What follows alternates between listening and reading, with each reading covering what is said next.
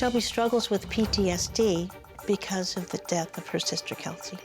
My daughter Shane blames Shelby for her sister's death. She just won't get off the blame game. Apparently, the night of Kelsey's death, Shelby was going to a concert. She had gone into Kelsey's room and saw that Kelsey had passed out, but didn't think to say anything.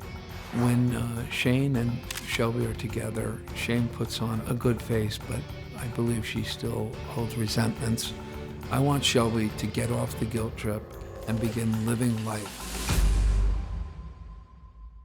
Well, Shelby says that instead of her sister Kelsey's overdose being a wake-up call, it really made things in her family worse.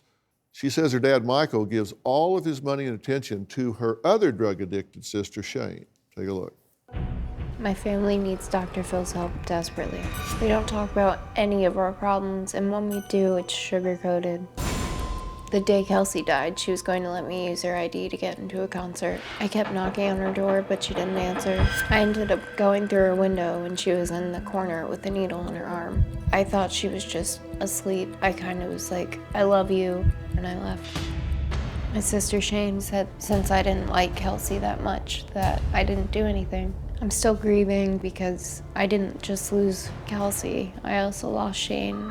My drug use took off after Kelsey died. I was using weed, coke, to meth, to heroin. I went to rehab and then sober living. I came home and I relapsed. I've overdosed about 4 times. I've been clean for about 6 months. I'm not doing any illegal drugs, just taking medication. Because Shane's issues are louder, my dad and Mary put her issues first, so I can't ask for help. I get so stressed out, I go crazy. I feel like I'm trying so hard in so many different areas of my life and nobody's noticing.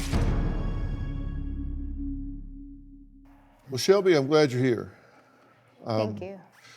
I've read every word. We ask you a million questions, right?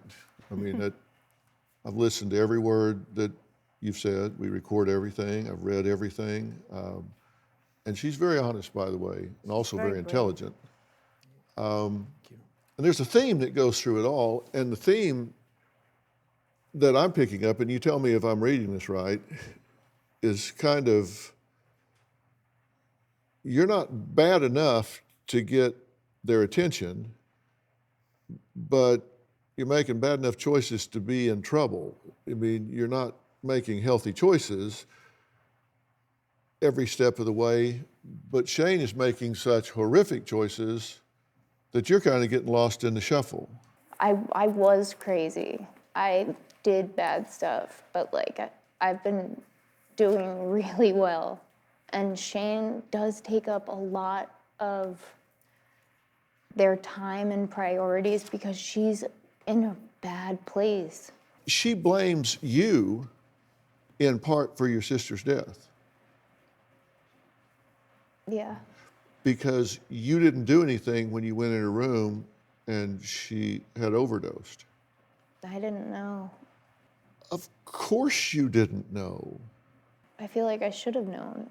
I should have done something, or I should have called my parents and told them, you know, Kelsey's messed up again, or...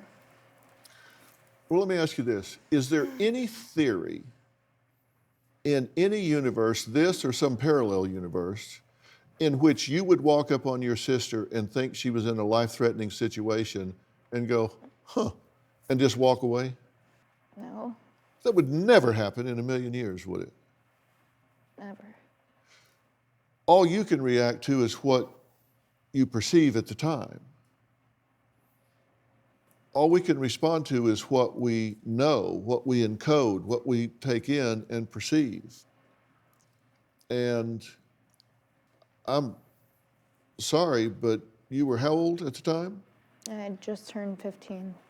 At 15, that is an unreasonable standard to hold yourself to.